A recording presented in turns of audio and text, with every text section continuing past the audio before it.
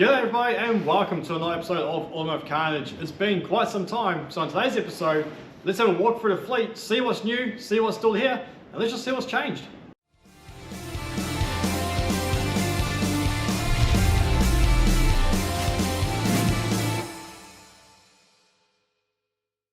Yes, my name's DJ and thank you for joining me on this episode of Automotive Carnage. Now, I've heard you, it's been quite some time since I've filmed anything, about 7 or 8 months I believe. So, quite simply, what's happened? Well, life. I got a new job, absolutely loving it, been spending a lot of time with the family, and really just enjoying a quiet pace. So, that's as simple as that answer is. So, let's have a look at what vehicles are still here and what's moved. Because there's been quite a few changes. I've been trying to downsize. We got as many as about 35 cars in the fleet. So, I've been trying to limit that down, trying to swap and change with different vehicles. And yeah, it's just been a little bit all over the show. So, first off, everyone's favorite and one you're probably asking the most about is the Pacer. And this, of course, is our 1969 Valiant VF Pacer. Absolutely amazing car. We call it the creek bed Pacer because, quite simply, we pulled it out of the creek bed in the goldfields of Western Australia. A bit's changed on this. It's still looking body-wise pretty much how Paul from Old School Only got it sorted when he came over earlier in the year and helped me work out all the kinks and all the major panel repairs. So there's only 2 bits of rust left, that's in the rear quarters. I've got those patch panels now, I've just got to have a crack at doing it myself, so I'm really looking forward to that. Anyway, we'll jump on handheld and I'll show you through, and there's a few new bits and pieces that have been done to this vehicle. Besides a whole lot of that mystical barn dust, this vehicle is pretty much the same on the outside as when you will have last seen it. All the big changes have been inside the vehicle. First and foremost, we have found a beautiful rear seat for this thing. And you may be wondering, now that's not factory. No, it is a Regal VE rear seat. And I absolutely love it because although it's the wrong color, which needs to be retrimmed anyway, it has that fantastic center console, which I think is going to be a great touch for when we get this car all together. And the other big change, we have a roof lining. So we had a Karnage 1000 event where I get all the other YouTubers and the boys around. We have a bunch of fun in the paddock. And Dan from Aussie Garage came up and he installed our roof line for us. Unfortunately, the car did spend a day out in the weather with no windows, so the back portion has come loose, but it's nothing that Dan can't fix. Now, it's not completely done, we've still got the A-pillar trims to do, and that's, we ran out of material, so Dan is sourcing a new material for us, and that is going to be fantastic. We have the floor all seam sealed and painted, that's good to go. Next thing here is I need to make some seat brackets because we found some really cool seats. What we have here under these pile of parts is a VH to VJ Charger bucket seats. They tilt forward, they're the correct tan T1 color, so they're going to look absolutely fantastic. Now what's interesting is that the seat rails on this model are narrower than the factory Pacer seat rails, which is really interesting because most of the time these vehicles got larger in the 70s. But for some reason that seat rail is narrower. So I've got to make some custom brackets to fit that seat into that floor, but that's nothing that's going to be too hard. Obviously window seal kits, brand new carpet, black carpet for the floor. So once we get those brackets in, or to get those brackets fabricated, we'll be able to lay our carpet, put the brackets in, put the seats in, and that will be their home for good.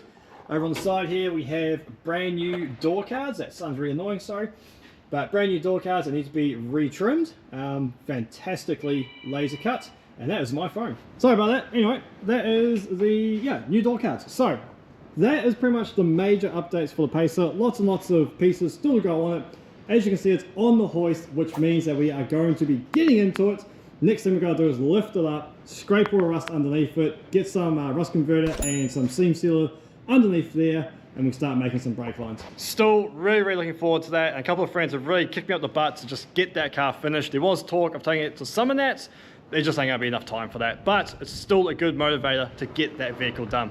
Anyway, next is the daily driver. 2009 Toyota Crown Majesta 4.6 litre V8, lots of power, rear wheel drive, great fun to drive. It's got some new wheels on it. Yeah, they're just cheap D-speeds, but you know, they still rotate.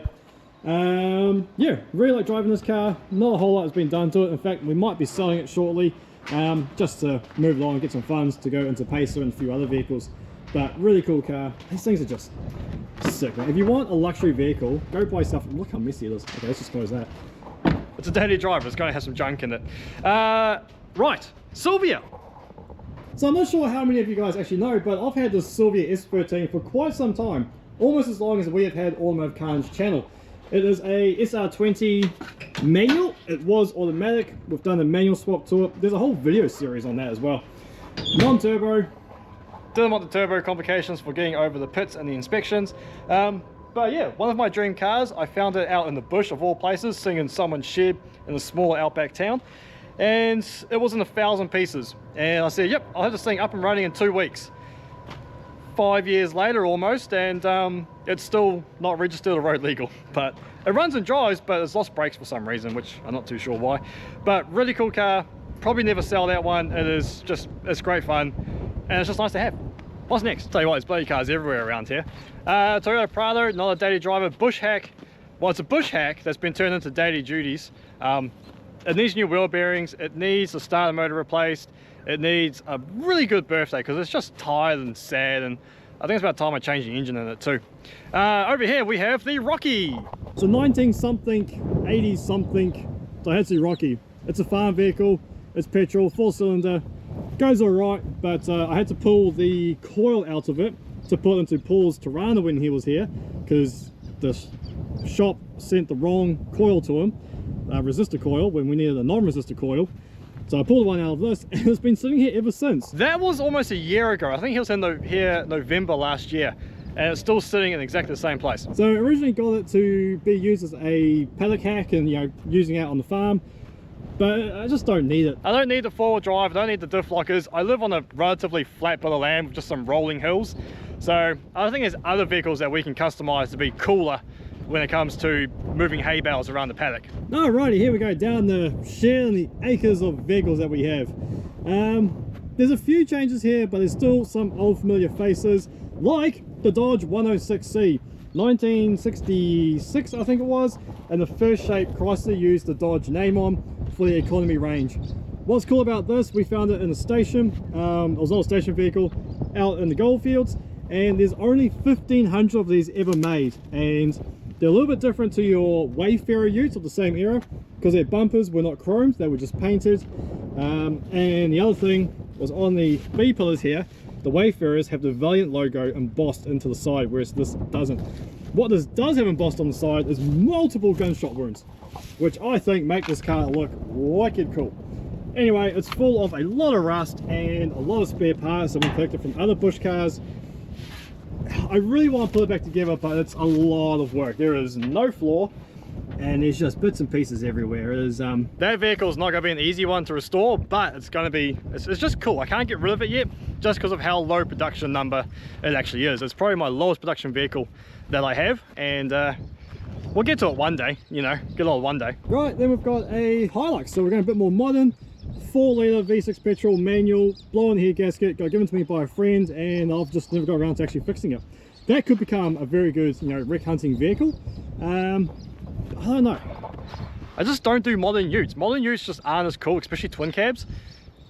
I don't know. I haven't stolen that. I'll either fix the Prado and do an engine swap on that, or I fix the Hilux and I keep that. So I don't know yet. We'll figure it out. Next up is a 1996 Daewoo Silo. I still can't pronounce it properly. Anyway, it's a little Korean car that everyone forgot about.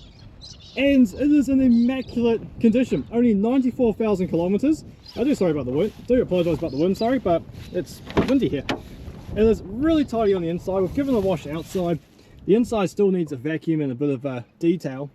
But it's been fantastic little find, this one. This was found by another mate, good Nick, Alan Calguli, sitting in the paddock. And as far as I can work out, it may have only had 2, maybe 3 owners. Really good condition. It was all covered in dust in here when we first got it, but being a detailer, gave it a good clean. And now we're in the process of polishing it up. What's weird is I've got some really cool cars here, like the Pacer and a few others that I just haven't started yet. And yet for some reason, I get more excited and do more work on Korean crap like this. I have a weird brain, but it's good fun. Speaking of Korean crap, we have this little Hyundai XL, the car Australia loved to hate back in the 2000s. It's manual, it's single cam, there's nothing special about it except that it is a fantastic car for young kids to learn how to drive and learn how to drive manual. So that's why it's here when we have our race days out in the paddock there. No adults, no big kids allowed, only young learner drivers are allowed to drive this car. In saying that though, I reckon we chop the rear off, turn it into a ute, and that should be the new paddock hay bale car. And look, more Korean crap. It's a Hyundai S-Coupe. 1990 Series 1. Again, not many of these around, found this out of wreckers. This is actually the parts car for the yellow one that we have.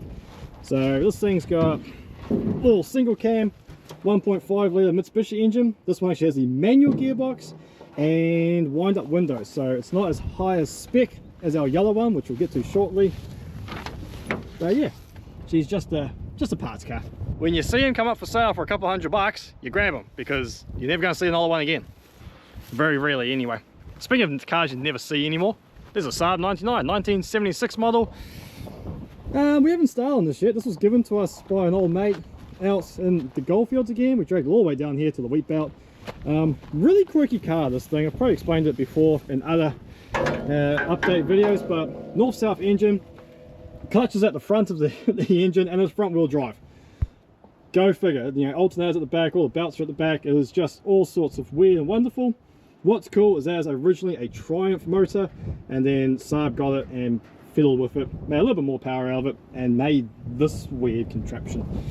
Doors are strange, bonnet's strange, everything's strange about this car. Supposedly, it's only got a broken head gasket. I don't know, I've never touched it, never played with it. We'll get to it one day. This is why I'm starting to sell cars, because I'm starting to sound like the kind of guys I don't like. We've got heaps of cool cars, but they never sell anything because, oh, I'm going to restore that one day. I don't like those people, and I'm becoming one of them, so I'm selling as much as I can. Right, into the shed with some more cool stuff.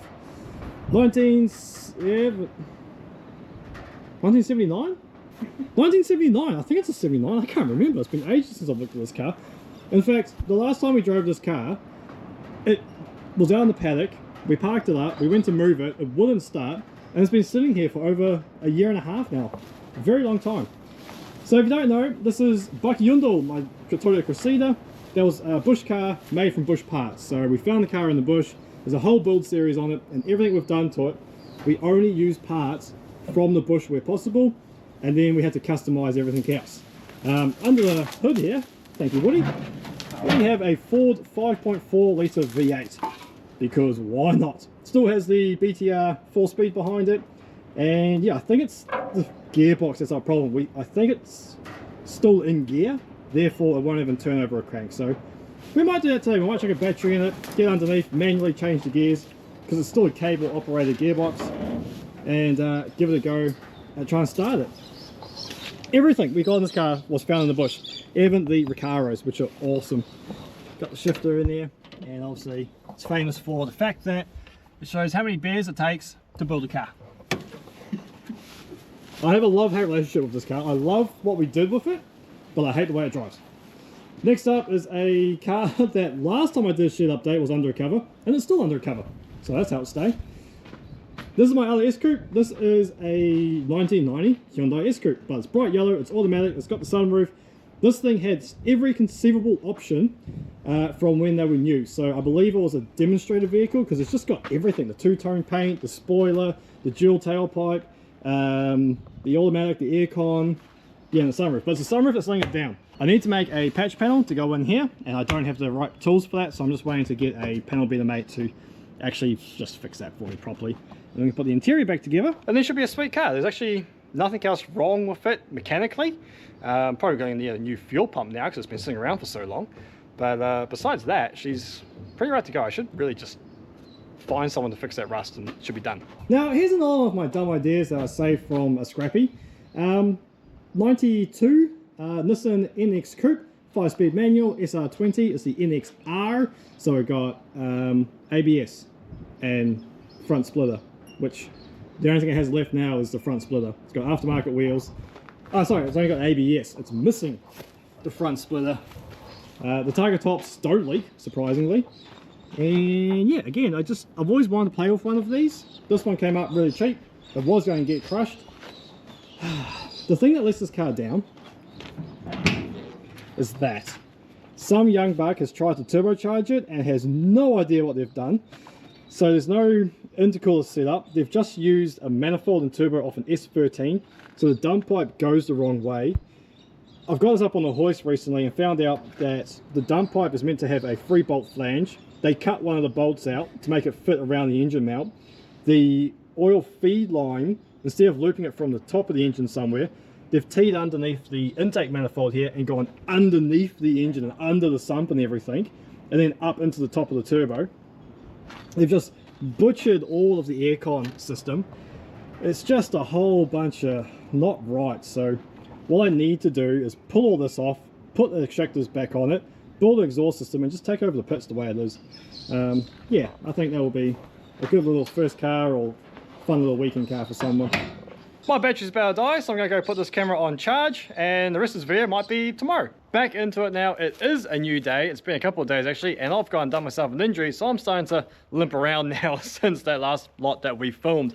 Anyway, carrying on along our little lineup here, the next car we have is a little French nugget. And it is this beautiful little Peugeot 504. Fantastic wagon that we got thanks to Byron from down the street with Byron. He's seen an advert on his local buy and sell page, and this was up free to a good home to anyone who would look after it. And well, Peugeots don't get much love here in Australia, so we picked it up, and for all intents and purposes we were going to get it running, driving, and not quite back on the road, but at least in a condition that it could be passed on to its next owner and loved. Anyway, I had a friend of mine come around, and he is a huge fan of 504s. He has about 6 of them, and he tells me that that is the mechanical fuel injection motor, which does make sense because you have mechanical fuel lines. It does look like a diesel, but it isn't. It's in fact a petrol motor, 2 litre. Yeah, without some very specific parts to make that run and drive, it's not as easy as just getting the old carby ones up and running. So very cool car, very unique car. I like it a lot just because it's so quirky and it looks different, you know. If you haven't noticed, I like cars that are a bit different and a bit out of the norm. What's great about this car too is it came with so many spare parts. The guy pulled it apart, all intents and purposes, to restore it. Ended up having to move house, and I was just like, you know what, let's just pass it on to the next person. Got a bit of rust in the door here, and I think there's a little bit around the windscreens as you'd expect, but otherwise it is pretty tidy, and that is how I got it, and that's how it sits. You see the spare parts lying around everywhere for this thing. It's one of these cars that we saved it, but I honestly don't think I'm going to get around to finishing it. So I have done a deal with my mate, who is a mad Peugeot 504 guy. He's driven them all over Africa. He has driven them all over the show here in Australia, and he's even taken his personal 504 that he drives as his daily driver, both up and down the Canning stock route on 2 separate occasions. So if there's anyone who knows anything about 504s, it's my mate Andy, and he is absolutely top bloke. So he's going to grab that, and in exchange, he did another really cool favor for us, which is another car that's over in the corner here. So we'll see that shortly. Next up is something a little bit more my flavor, the old Pulsar. This little nugget is an absolute pearler of a time capsule, 1985 N12 Pulsar, and just check out this interior. How sweet is that? It is a sea of blue. It smells amazing, and it's only done 121,000 kilometers. 5-speed manual, 1.5 litre petrol, carby, absolutely great condition. Look at that, so good, and it does run and drive. And unfortunately, I've left the battery hooked up, so we can't start it right now. But she is really fun to drive. It is missing a few bits and oh, ow, there's that sore injury. Missing a few bits and pieces. Again, this is pretty much as I picked it up. This was heading off to the scrappy as well. I'm not sure why you'd do that. Just look at it, absolutely great. Unfortunately, it got left in the sun, so it started to pop up a little bit here, but we should be able to put that down. Otherwise, there's no cracking along there. There's a crack in the windscreen, however. And if we look in the rear seat, we have a lot of parts. Those parts carry on through to the boot as well, and let me open that up and show you what this car came with. In the boot here, we crack this open, and we have a whole lot more parts. Now, what we're looking at, what we have here is everything needed to convert the little 1.5 into a ET turbo. If you guys are old enough and remember these rolling around the street, you remember that the ET Pulsar was quite a formidable little car back in the early 90s, and every Australian was trying to get their hands on one. Well, not every Australian, but you know, the guys who like the Nissans anyway. So everything in there is what we need. There's a turbo head, there's a turbo, there's a clutch, there's all the EFI componentry. I'm pretty sure there's an ECU in there as well. yeah, everything we need to do a full factory turbo conversion to this little nugget. And I reckon with that conversion done, this will be an absolutely wicked little sleeper of a Pulsar.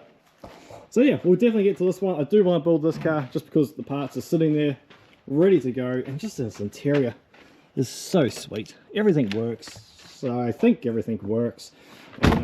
Yeah, it's a cool little car, this one. I love it. So as we move over to the other lineup, I'll let you know in that shed too, we also have various engines. There's a Jaguar V12 sitting in there.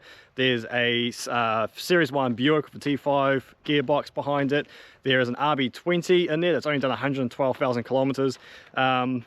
Yeah, and plenty of gearboxes, heaps of cool stuff to do conversions and fun things with. But again, we'll get there eventually. Now, in this line of cars, how far away do I have to walk to fit that in the frame? There you go. Yeah, we got a limo. This limo has been an absolute riot and some of the best $500 I've ever spent. That's right, we got this whole limo with the 5-litre V8, 302, if I want to call it, for 500 bucks. Got it non-running and driving. Spent a bit of time on it, got it running. We were meant to drive it from Kalgoorlie back home here to the wheat belt, but unfortunately the cooling system was too far gone. It just was a nightmare, so I got into a trailer, spent some time rebuilding the motor a bit, and yeah, it has been nothing but good times with this. We've done all up like a BNS style ute kind of thing with all the bull bar and the flags and stickers on the back and underglow lights and everything, and took it to a rodeo. That was a good time. And now it's next version. Well, and then we did that, and then we took it out into the paddock and did skids and burnouts and raced around there 6 guys deep, which was absolutely hilarious. And now the final iteration, you can see it's sitting pretty low. We have taken all the springs out, just take them out, thrown them away, put some big 20s on the rear. We do have matching 20s for the front, they're coming.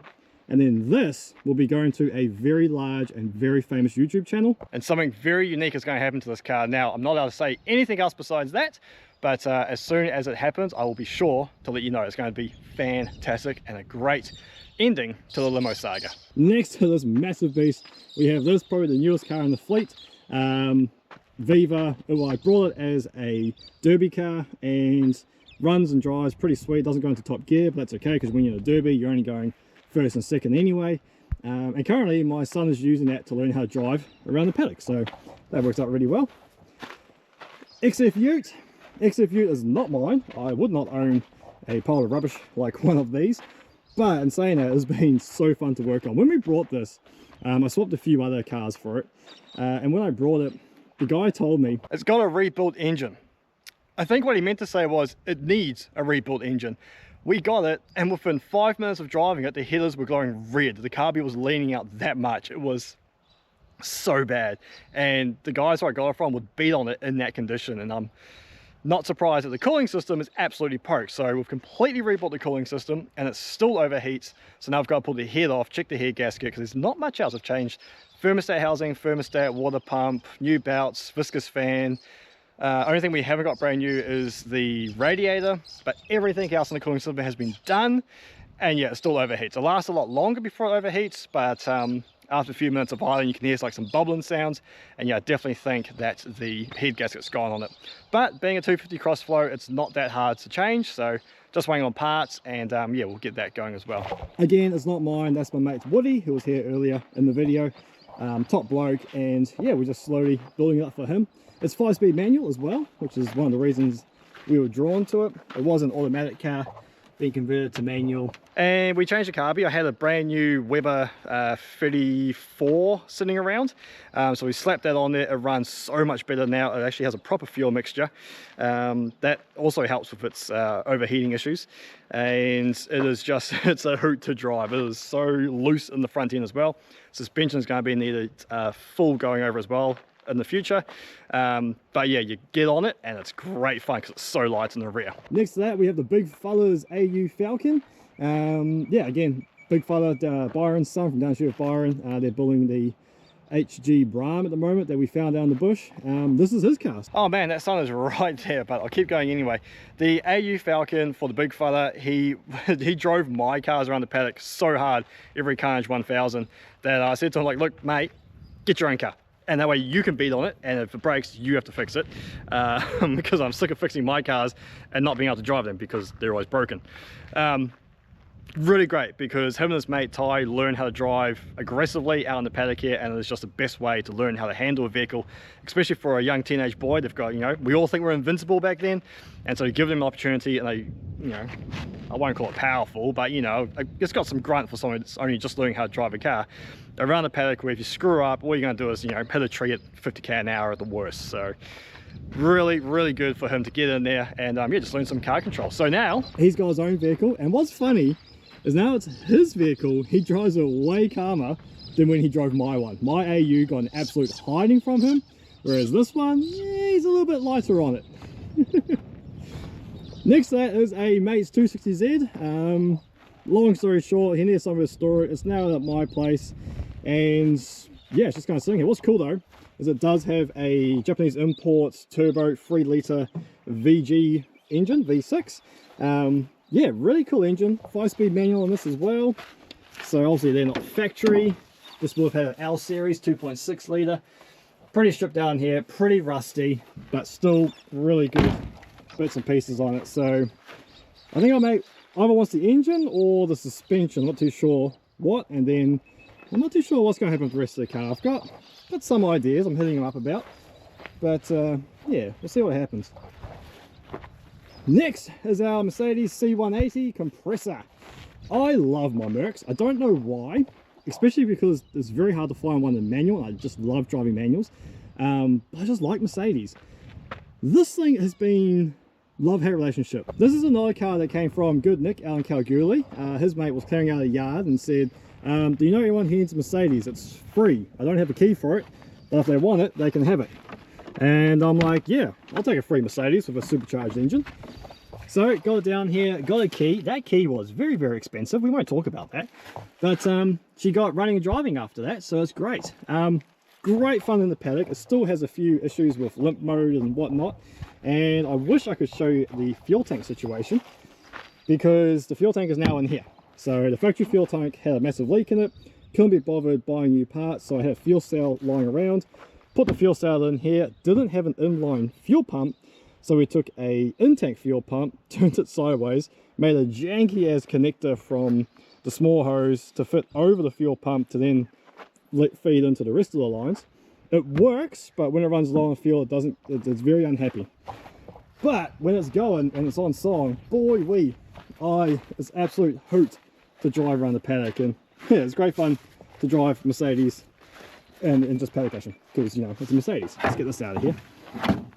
That, I'm pretty sure, is a VK replica boot spoiler. I found that in the bush one day. Oh no, it's in here, that's right.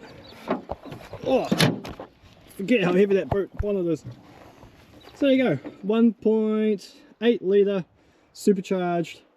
Yeah, it definitely goes a lot faster than the last C-Class that I had, but still could have a little bit more poke. So if we can get it running smoothly and not in limp mode, we might look at upgrading to, you know, some better suspension and upgrading this engine to make a few more ponies, you know. But otherwise, it is just a great paddock car, great fun. And then, yes, the Camry, the Automotive Carnage Demolition Derby Camry. We still have it. This thing has been through the ringer. 2 demolition derbies, driven around the paddock countless amounts of times, crashed into a rock about 80 k's an hour. It is an absolute nugget of a car, fresh to within an inch of its life, and it refuses to die. To this day, I can put a battery in that sucker and give it a few cranks, get the fuel pump working, and it just runs. It is hilarious. Last derby I did manage to take a few parts out of it, so that's why the doors cut open, because I needed a steel plate for another car I was building, needed the mesh on the front again for a different car. So there's talk that we might build it again and give it another derby send-off for next year's derby. Byron reckons we should. I don't know, man. Do we send it off, or do we just give it to Byron and say, here you go mate, here's some spare parts for all the Camrys that he builds? So he obviously can use the bar work, which will work in other Camrys because obviously the right size, and there's a lot of bits and pieces, you know, subframes, engine mounts, engine, gearbox, many other things that he can use for his other Camry Demolition Derby cars. So yeah, let us know in the comments below, do we keep it, build it for ourselves and send it off in the third derby, or do we just give it to Byron so he can build other cool cars? Right, next in the lineup, Ford Fairlane. This is Shane's from Shane Sheds, great YouTube channel with a few how-to videos. And this is the car that he brought for the last Karnage 1000 day. And this is the car that surprised us the most. So it's got the red top VCT motor in it. Look at the camber on the front there. It was a burnout car, so the rear brakes have been cut off and crimped out. So it's only got front brakes on what I feel is one wheel on that side. And interior is, you know, it's there, sort of.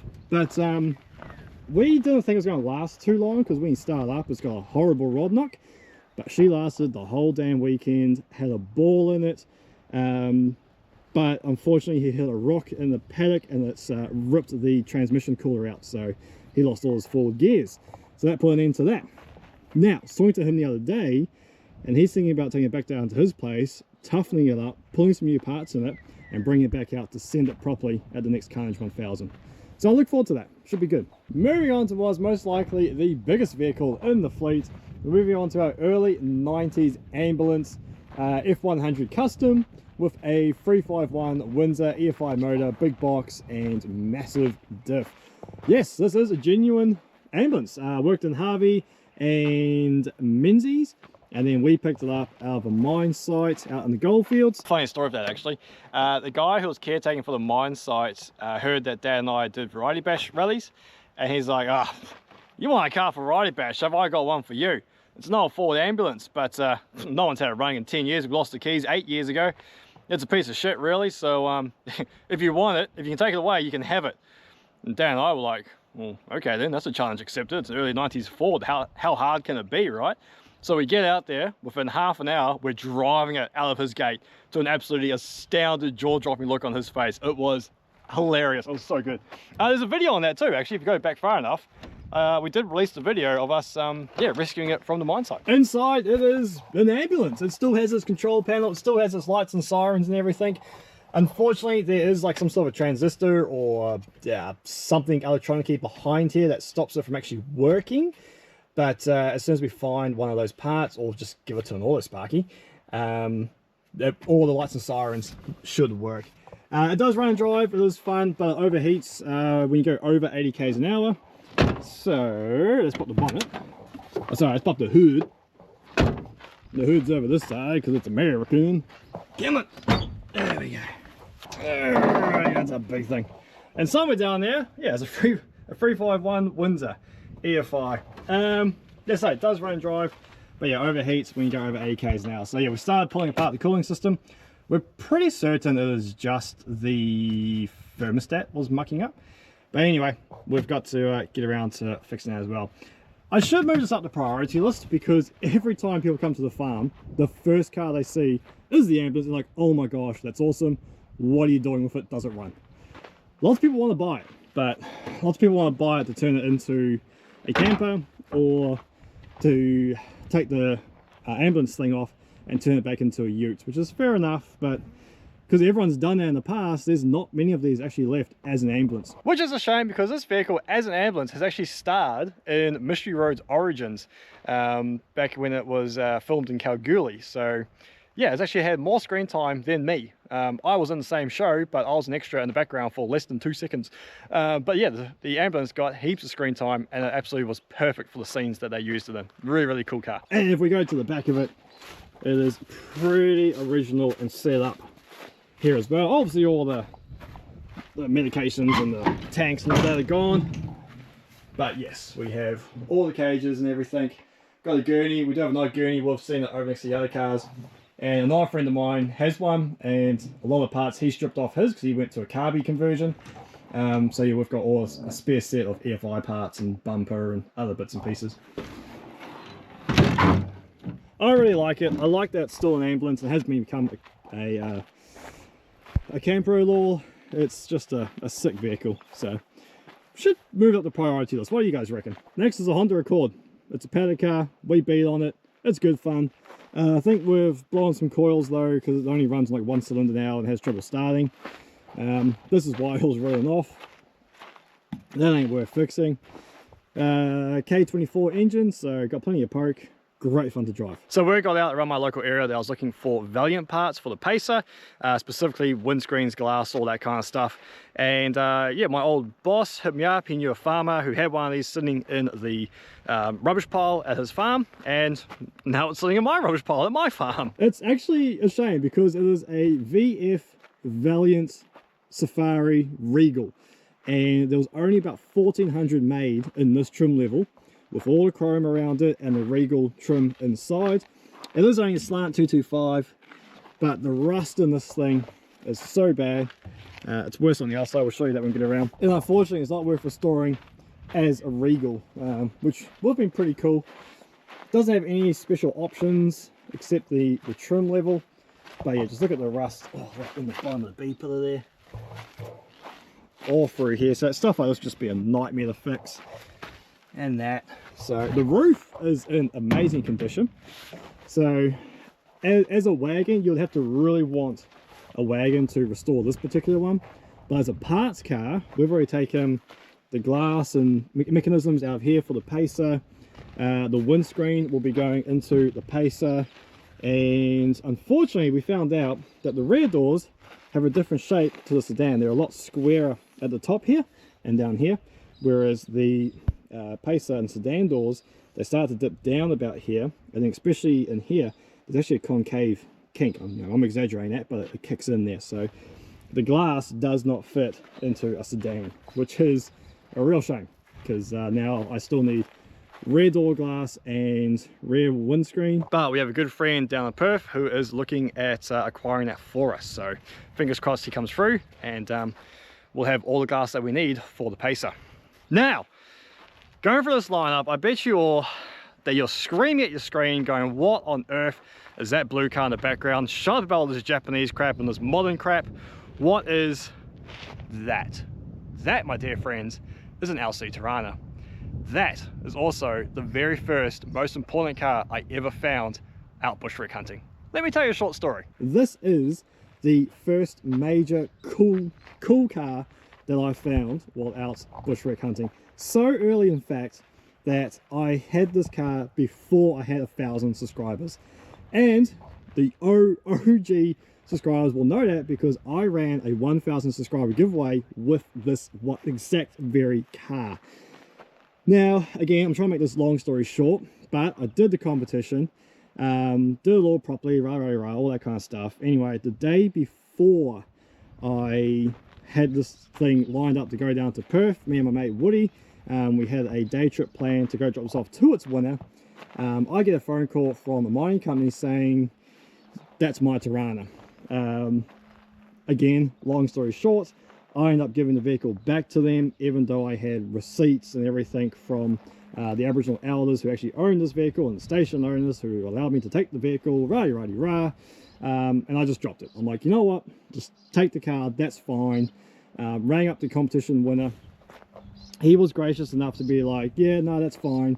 And I promised him a car, so I gave him a car. It was a few months later, we found a beautiful HR wagon, and he was happy enough with that. So yeah, so I thought I would never see this car again. I took it back out in the bush, left it there. I know this all sounds like there's a lot more to the story, and there is, but I still find it very hard to talk about the story because of just everything that went down. But when the car came back up for sale for a very low price, I just said to the guy, like, look, here's my money, I want that car back. And we did. So water under the bridge, we're all good now. And I have the original Automotive Carnage bushwreck fine car, whatever you want to call it. I'm ecstatic to have this car back, and we have got some amazing plans for it down the line, because we've got to finish a Pacer and we've got to finish other little jobs that I've shown you around here. But the plans I have for this are going to upset people. It's wonderful, but it's just going to be a great use of a rusty old Tirana, and to do these plans to the original bushwreck find. Oh, so good, so good. Maybe if I ever catch up with you guys in person, I'll give you full stories, but for now, just know that we have an LC Tirana. It's in great condition. In fact, let me show you what condition it's in. The panels on the outside, and again, bushwreck standards, DJ mint, whatever you want to call it, is really straight and really good. The major rust we have is in the front apron down here. That needs to be completely replaced, but that's okay because Red Spears make a patch panel for that relatively cheap. The sills, they are completely shot. Again, like $100 and something bucks, and you can buy a whole new sills. We're going to do that. Bit of a dent in the door there. Just pop that out with a basketball on the inside. Rear parcel shelf is in perfect condition. Boot has been hacked out with a screwdriver or an axe or something, so that needs to be fixed up. It's also closed. We need lenses for our rear lights. We still have a diff and a drive shaft, but no engine gearbox. As you can see, nice big gaping hole to fit engines that are not red motors. Looking fine down there. And then this sill, I think I was going to replace that sill as well. All these doors are open. Why? All these doors used to open because I made them all work when I had this thing up for a giveaway. Why is it? I had this opening the other day. Of course, now it's on camera. Anyway, what I am trying to show you is the rust down there on the floor. Again, can all be fixed with patch panels from Red Spears. Otherwise, yeah, pretty empty, but the floors on that side are great. Back here are great. Underneath is just... When you compare this to the brown Tana that Paul came over and fixed in 22 days, he took that from a crumpled tin can to a running driving car that he still drives today almost on the daily. We have a very good starting point, and we still actually have a lot of parts left over from that Tana that we can use in this one. So it's going to be a relatively good build. Again, the only thing that's going to stop us is finances and parts. And time, because you know, so many other cars we've got to build. I am missing a bonnet. I need a bonnet. I also need all the glass. Door cards I'm not worried about. We can just make them out of card.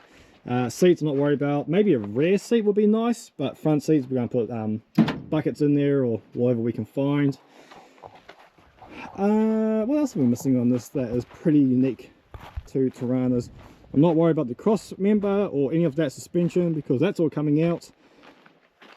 Yeah, that's looking good. We're going to do a custom diff setup on this thing. It's going to be mad, but again, don't expect that to see that for a while because I want to get a lot further down the track with the Pacer because I just have so many parts for the Pacer sitting in my shed. I just need to pull my finger out and install them into the car.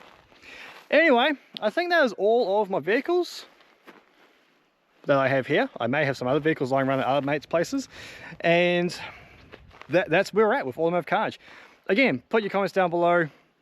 I would say, which one do you want to see me work on? You're all going to say the Pacer. We're getting to the Pacer. As I just said, we've got a lot of parts. I just need to pull my finger out, put them onto the car. But yeah, give me your thoughts, ideas, good, bad. I don't care. I'm pretty used to the comment section these days. So give me your worst, give me your best. And yeah, we'll see you all on next episode of Automotive Carnage, where hopefully we're sanding the underneath of the Pacer. See you then.